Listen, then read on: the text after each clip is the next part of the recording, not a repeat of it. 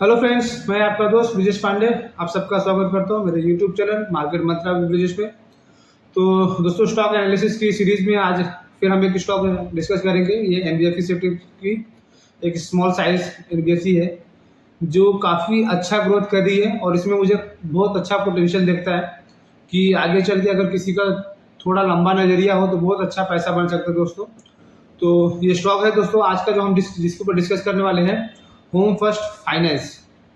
हम आज इस स्टॉक को एनालाइज करेंगे और देखेंगे कि इसमें शॉर्ट टर्म में कैसा लगता है, लॉन्ग टर्म में कैसा लगता है, ये प्रॉफिट कैसा कर रही है, बाकी सब डिटेल इसको आज डिटेल में डिस्कस करेंगे दोस्तों। तो दोस्तों वीडियो शुरू करते हैं, बट उससे पहले अगर आप मेरे चैनल में पहली बार आए दोस्तों तो प्लीज़ चैनल को एक बार सब्सक्राइब कर लीजिए, बेल आइकन को जरूर दबा दीजिए दोस्तों, सो दैट कि आगे चल के जब भी मैं नए वीडियोज़ बनाऊँ या अपलोड करूँ तो सबसे पहले उसका नोटिफिकेशन आपको आए और आप उस वीडियो को देख सके दोस्तों।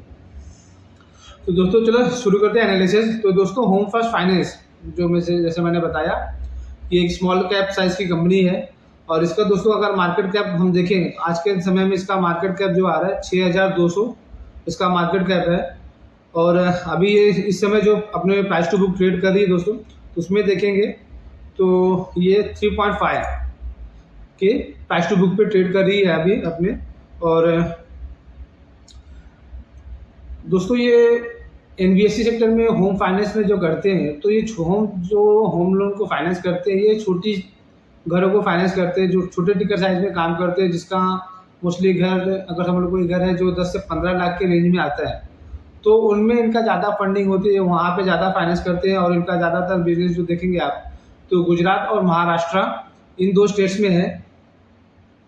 बाकी दोस्तों आपको एक चीज़ ऐसा बताना चाहूँगा कि महाराष्ट्र और तमिलनाडु ये दो स्टेट जो हैं मॉर्गेज लोन के जो है हमारे उसका 50% कॉन्ट्रीब्यूट करते हैं। टोटल जो इंडिया में अगर 100 रुपये का मॉर्गेज लोन हो रहा है तो उसमें से 50 रुपये का मॉर्गेज लोन महाराष्ट्र और तमिलनाडु से आता है। और इसमें अगर हम गुजरात को भी ऐड कर दें तो करीब करीब 65-70% हो जाता है, जहाँ से ये तीन स्टेट ही मिलके पूरे मॉर्गेज लोन का 60 to 70% कॉन्ट्रीब्यूशन करते हैं दोस्तों। तो ये बता रहा हूँ इसलिए क्योंकि आगे आपको समझ में आएगा मैंने ये आपको क्यों बताया कि ये तीन स्टेट्स का क्या इंपॉर्टेंस है दोस्तों। आप देखेंगे दोस्तों कि इसके पहले जो होम फाइनेंस जो होम फर्स्ट है उसके पहले आपने सुना होगा ग्रुप फाइनेंस की एनबीएफसी हुआ करती थी, वो भी दोस्तों उसका भी जो बिजनेस था मोस्टली गुजरात और महाराष्ट्र में था। वो भी छोटे साइज के लोन करती थी, 10 लाख 12 लाख 15 लाख के लोन करती थी। और उसी सेक्टर में आप देखेंगे दोस्तों एक एनबीएफसी है आवास फाइनेंस, आपने नाम सुना होगा, वो जो गुजरात में से गुजरात में इनका होम टाउन है, वहाँ से ज़्यादा बिजनेस करते हैं आवास।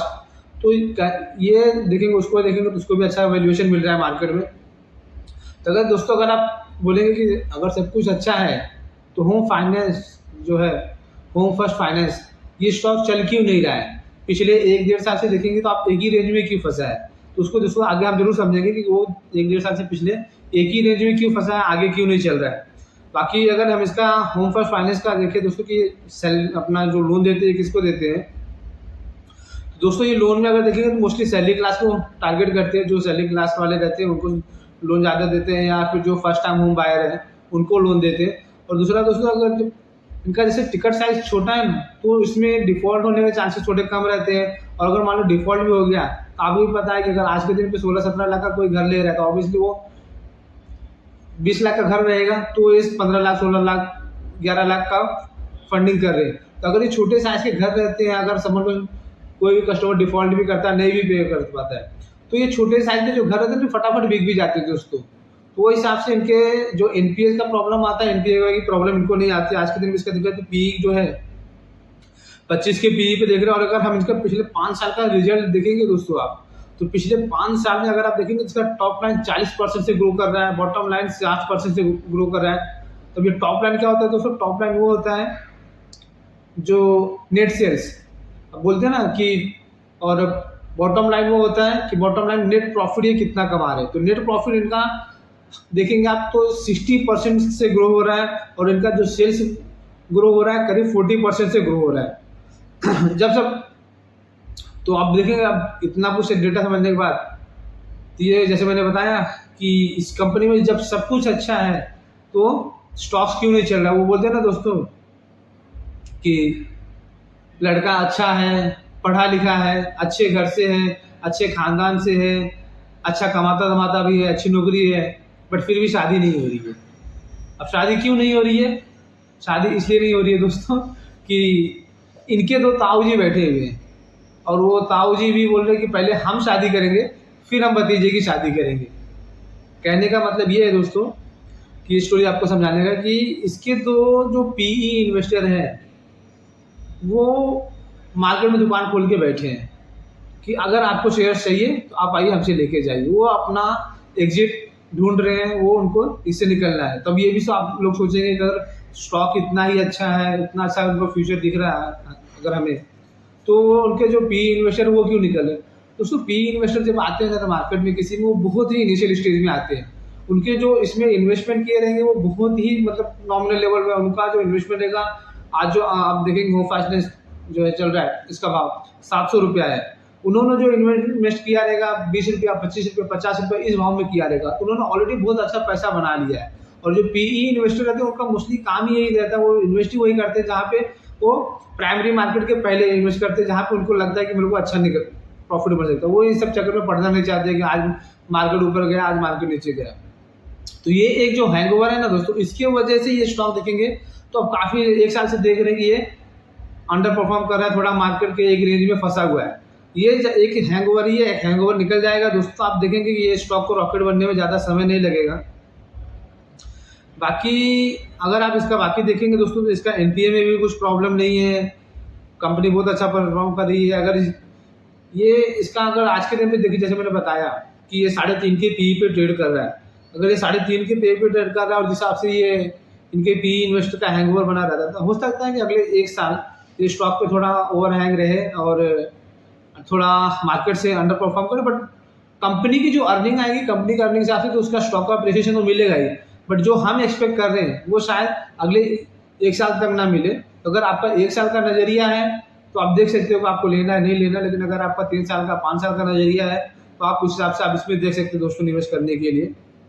इसका जो है मैंने बताया अभी 3.5 के पीई पे, तो इसका थोड़ा जो वैल्यूएशन कॉन्ट्रैक्शन हो सकता है। वैल्यूएशन कॉन्ट्रैक्शन में दोस्तों जो अभी 3.5 का है वो हो सकता है कि 2.7 इसके पास में आ जाए, इससे नीचे ज़्यादा नहीं लगता है, इससे नीचे जाएगा ये।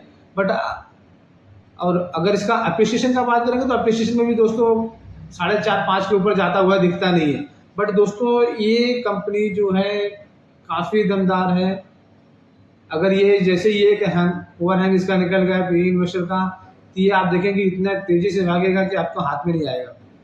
और मार्केट में आज के दिन पे एक चीज़ ये है कि दोस्तों ये स्टॉक जो है ना बहुत ज़्यादा फेमस अपन बोलते हैं या फिर जो बोलते हैं कि फेवरेट नहीं है। तो दोस्तों उस पैसा उसी स्टॉक्स में बनता है ना जो मार्केट का बहुत ज़्यादा फेवरेट नहीं होता है। जिस दिन स्टॉक कोई मार्केट का बहुत ज़्यादा फेवरेट हो जाएगा तो उस समय उसकी चाल रुक जाएगी वहाँ पे, फिर वो नॉर्मल मार्केट के हिसाब से चलेगा। तो वो एक सबसे बड़ा एक रीजन है कि आज के समय पे ये मार्केट का फेवरेट नहीं है, एक चीज़ ये। दूसरा दोस्तों इस शेयर में मार्केट के दिग्गज निवेशक बसंत महेश्वरी जी का निवेश है। बसंत महेश्वरी दोस्तों स्मॉल कैप में स्टॉक चूज करने के लिए जाने जाते हैं। उन्होंने एक से एक नगीने small cap mid cap stock से चुने और उसमें उन्होंने पैसा बनाया। उन्होंने दोस्तों आप विश्वास नहीं करेंगे, पेंटालून उस समय लिया था जब कोई नहीं देखता था और उसमें उनका पैसा 40 गुना हुआ था। उसके बाद उन्होंने पेज इंडस्ट्रीज ली थी, पेज इंडस्ट्रीज में उनका पैसा 80 गुना हुआ था। ग्रुप फाइनेंस उन्होंने, जैसे मैंने बताया, ग्रुप फाइनेंस उन्होंने लिया तो उसमें उन्होंने बहुत अच्छा पैसा बनाया। तो वो एक और कॉन्फिडेंस देता है मुझे कि अगर इतने बड़े दिग्गज निवेशक जिन्होंने इतना कुछ मार्केट में निवेश करके इतना कुछ गेन किया है और उनकी काफ़ी बारकी नज़र है और वो स्मॉल कैप में चूज करने के लिए काफ़ी अच्छे से मशहूर है, बहुत अच्छे से जाने जाते हैं और उनका भी निवेश है इसमें, तो एक और कॉन्फिडेंस देता है मुझे। बाकी एनपीए का देखेंगे दोस्तों, जैसे मैंने बताया एनपीए का कोई बहुत बड़ा प्रॉब्लम नहीं है, काम इनका बहुत अच्छा है। तो अगर किसी का 5 साल का नज़रिया है तो 5 साल के कम से कम नज़रिए से आप इसमें निवेश किए, आपका पैसा बहुत अच्छा इसमें ग्रो हो सकता है दोस्तों। बाकी आपकी मर्जी, आपको निवेश करना है नहीं करना ये तो फाइनल डिसीजन आपका ही होगा। तो दोस्तों मिलते अगले वीडियो में जिसमें हम कुछ और स्टॉक एनालिसिस लेंगे। तब तक के लिए आप सबको धन्यवाद, थैंक यू, जय हिंद।